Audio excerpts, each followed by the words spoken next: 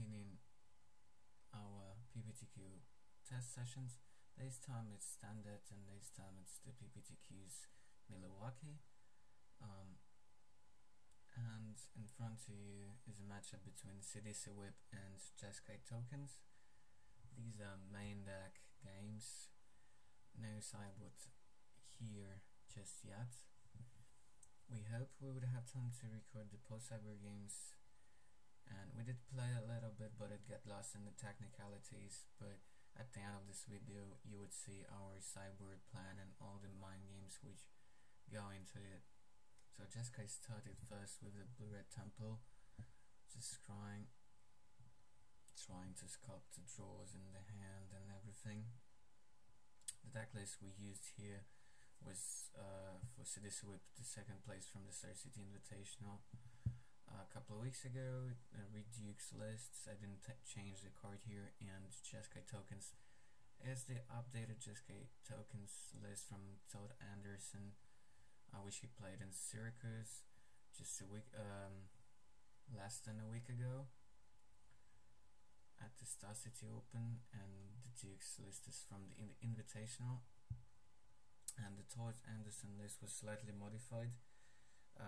Grandmasters instead of Seeker of the Ways, one more slash and one minus the roast, one less Hordeling Outburst and one less Secure the Waste, and plus one Ojutai's Command and one Ojutai's Exemplar. And the cyber was just a little bit diversified, more of one-offs and stuff like that, like one Anger of the Gods, one Sarkhan, one Erase, and things like that. But more or less about the same sideboard. Well, you would see that at the end of this video, at the end of these games. So he cast Ascendancy turn 3 and then passed the turn after displaying the temple. I had the turn 3 Corsa. Sidisi then Dead Vizier on top of my deck, and then turn 4 I attack and just play the new Sidisi, the old Sidisi, the Khan's version. Guaranteed to get a zombie because I know that I would be milling at least 5 mana Sidisi there, and I milled 2 lands. Pretty happy about that. Got a zombie, pass the turn.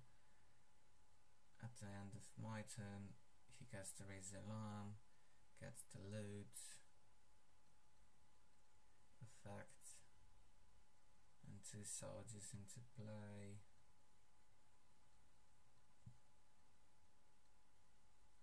So all the cool stuff.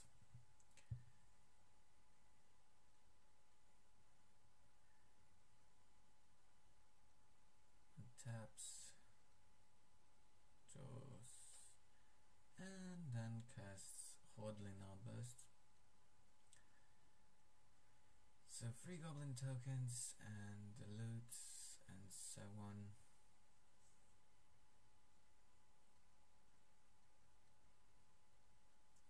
Must feel great.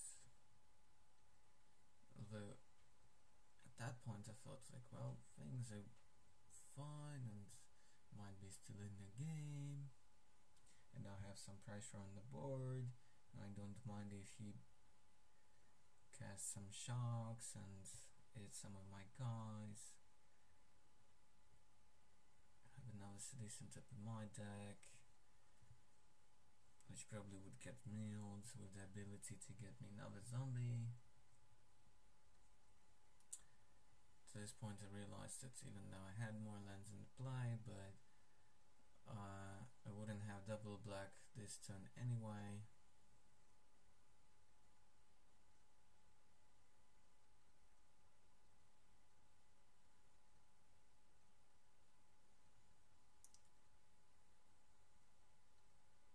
Because it was just a forest there and only the Temple of Malady as for black swords. Because yeah, I had the trial land, but I wasn't able to cast Weep of Erebos, and I also had the old Silumgar in my hands and Harlequin, which were all too late to the party. gets attacked for quite a bit, didn't get to gain a bunch of life, but then he had such an obscure turn going on. I was just amazed. I thought casting a whip maybe would have saved me, but it wouldn't have mattered at all. So he cast a Stoke to Flames, which happened just 4 guys. 4 damage to my head, fall to 18. Discards a land from the loot effects, 1 pump from the token, and another Stoke to Flames to my head. Go to 14, untaps his guys, loot.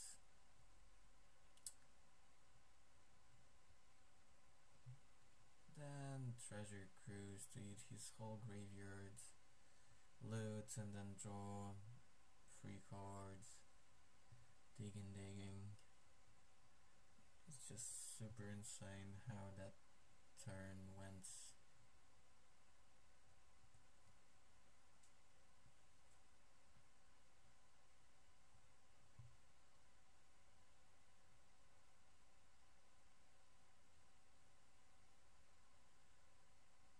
And the third Stoke to Flames to my head, go to 10. These guys are already enormous. I have only 1 blocker, and he shocks away that only blocker that I had. Looting, pumping his team, and then just casually cast a lightning strike to my head, putting me down to 7 and attacking for 1,000,000 with 5 guys Screecher, all 6/6. So yeah, the life gain from Doomwake wouldn't have mattered at all because he had the absolute nub sequence in that last turn of the game. So going to the second one.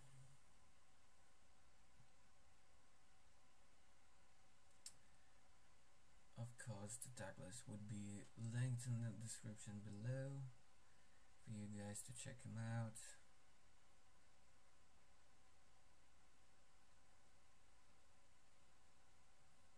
I feel like this matchup is more or less saving, and I'm not sure who is favored in game 1 before sideboard.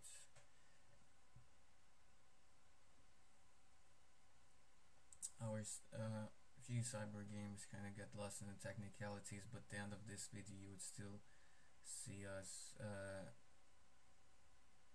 showcasing how we sideboarded, and I would commentate on what was going through our heads when we were deciding what each of us would do after sideboards,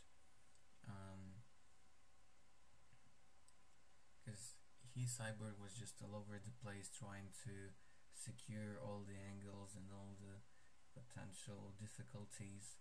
Mine was just a stock list from the Reduke, and I sideboarded with a default plan, while there could have been a bit more depth to it, because he brings in more planeswalkers and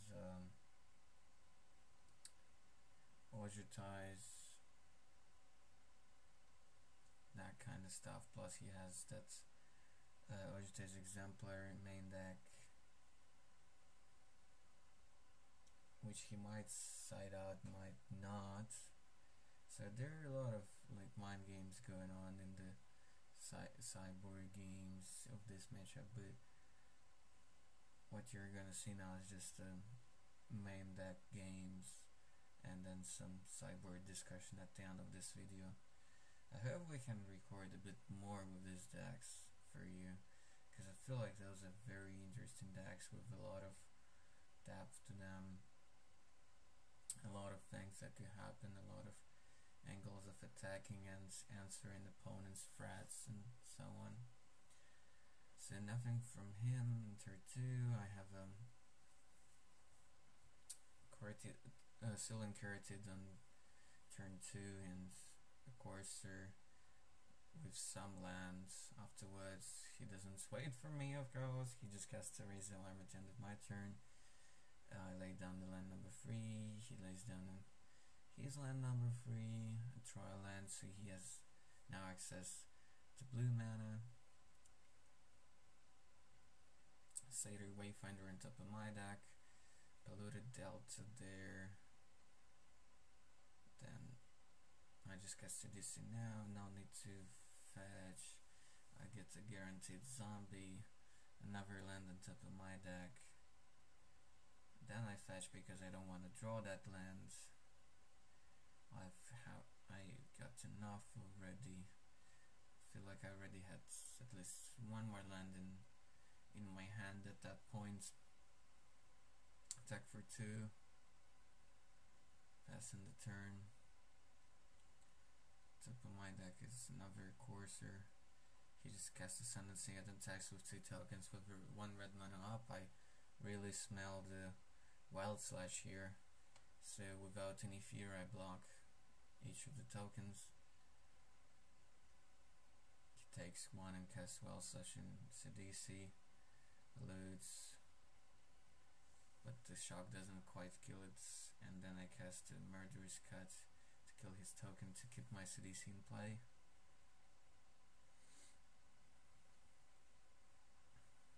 And that's supposed to swing the game in my favor. Draw the Courser, never land on top of my deck. Too hastily lay down that land. Could have played the second Courser first. I know, but I wanted more information before I played out anything there. So there was Tassiger on top of my deck. Trigger from Sidisi gets me a zombie. Attack for 5, he falls down to 12. I believe it was the Hordeling on top of my deck.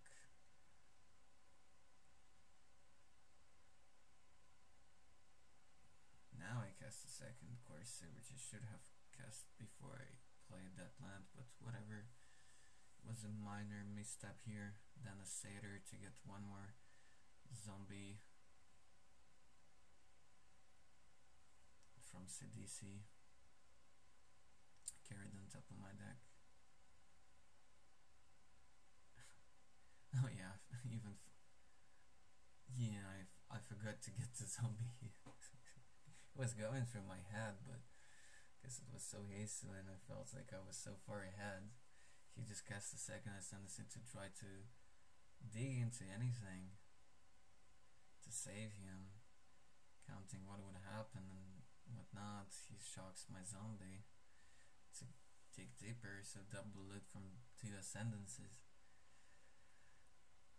Jeez, how did I definitely forgot to get a zombie here.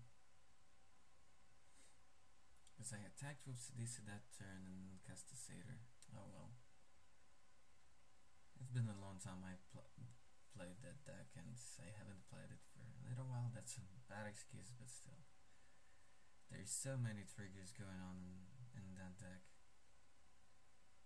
It's almost like playing Pox with green and Legacy, or a direct version of Pox.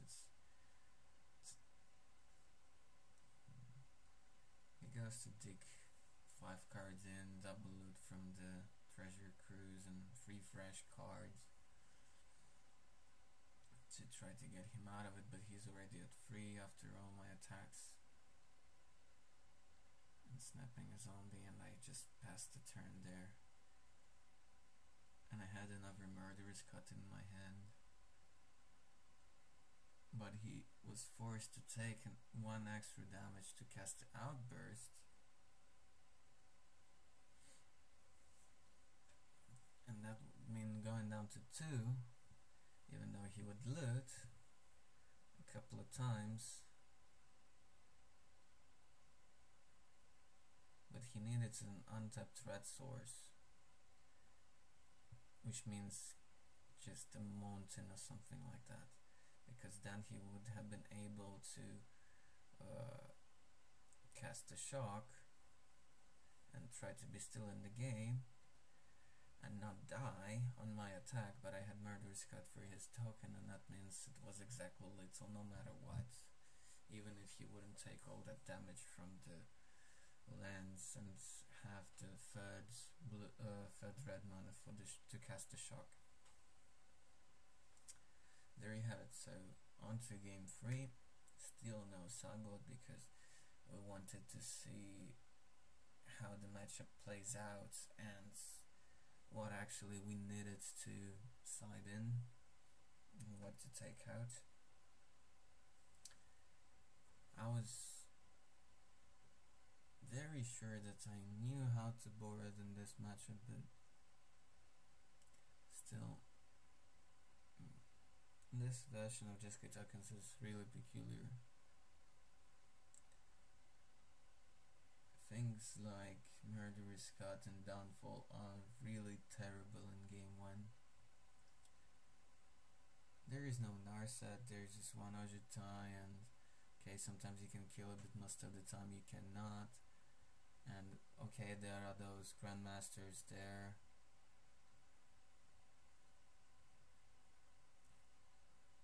But that's about it. And killing a token feels miserable. Yes, there is like one Ojutai exemplar there, but still. There is no Rebel Master. Nothing. Of course, out to side, but he brings in a lot of things, which Downfall should hit and must hit, and I probably messed up a little bit in terms of how I changed my removal suit. So in the post-cyber games I kept one Downfall in as a tutor target for Sidisi to kill like occasional Narset or things like that, but it's more planeswalkers than that, and it's more creatures that I could maybe sometimes kill.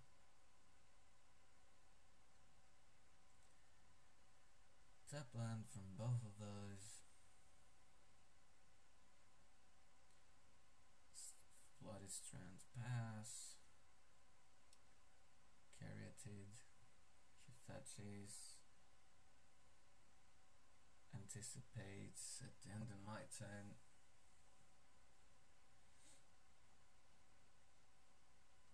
It's actually quite interesting how that card jumped into all the blue decks, all the mid-range controllers decks.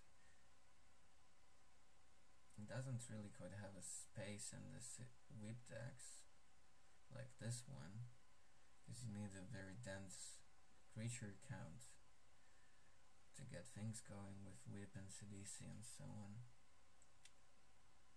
and you're not exactly digging for particular cards, except for maybe in a deck like blue-black control or Sultai control, but that's a completely different side of the spectrum. The Sidisi whip deck is more of a grind fest, just cast your threats one by one all the time, so you're not all that reactive, you're more proactive. And in this matchup the Jeskai tokens deck is probably more of a reactive deck, and I'm trying to push as much pressure as I can before he gets to do broken things. And as surprising as it is, I'm the aggressor here with more fatties and more creatures to actually cast on the early turns. And he's this tricky aggro control deck.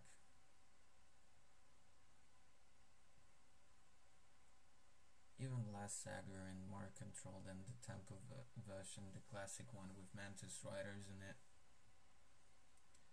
Scries to the bottom, just passes the turn. I snapped there at the quick opportunity to cast Reclamation Sage to break his Ascendancy, because I didn't want to allow him to untap with it and dig deeper through the deck with the loot triggers. That's why I paused on the Sidisi, which I feel like gets counted or something like that. Yeah. Why you find digging the lands and stuff. That might for a second get confused that I had two fetches, but no, it was just one delta on my side.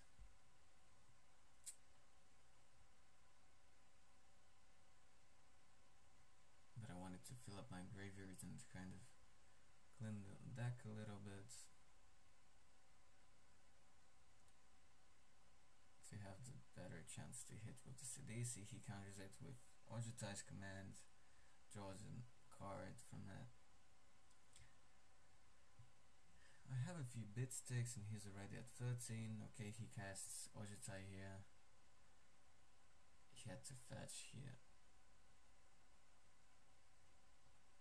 Or rather he decided to fetch, he didn't really have to, because he had the blue souls, the white souls to cast it. Perhaps he was just severely flooded or wanted to keep up mana for a shock.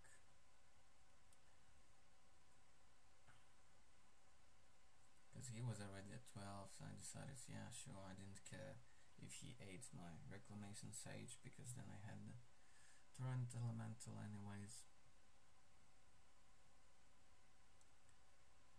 And that's a very nice card in that position. He was saying that if I wouldn't have had the Torrent there, most likely he would stabilize and take over this game. This way I was able to completely ignore the Ojutai.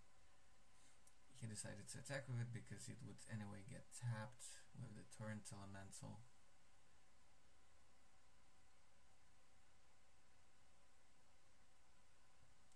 I'll quickly try to check out whether he gets the Impulse with Ojutai when it just attacks or when it hits the opponent.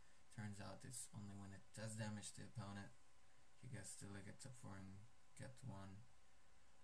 Anyways, I immediately snapped an opportunity to, with my Heritage, from 1 mana cast a Murderous card, delving away a bunch of cards, hoping that my Murderous card will resolve and then I wouldn't have to worry that much about Ojutai. Because that's the guy which I probably wouldn't block, because I can't really kill it with Torrent Elemental. It doesn't quite match up. So I'm happy that the cut resolves here. Very happy indeed.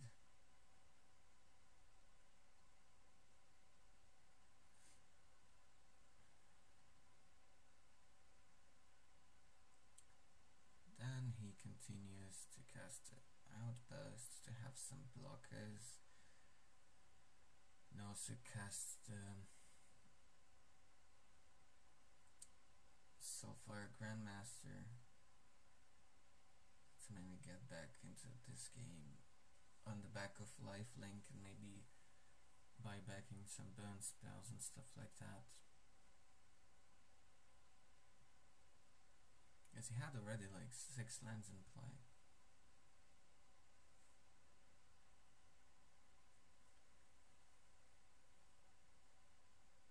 Then I cast a Whip to just be secure if he somehow on his turn draws like a Valorous Stance, things of that nature. Tap his team with the ability from the Elemental, push him down to 5. And before passing the turn, I feel like I don't want him to untap with the Grandmaster. That leads to him having some chance to do something nasty in this game and try to grind it out.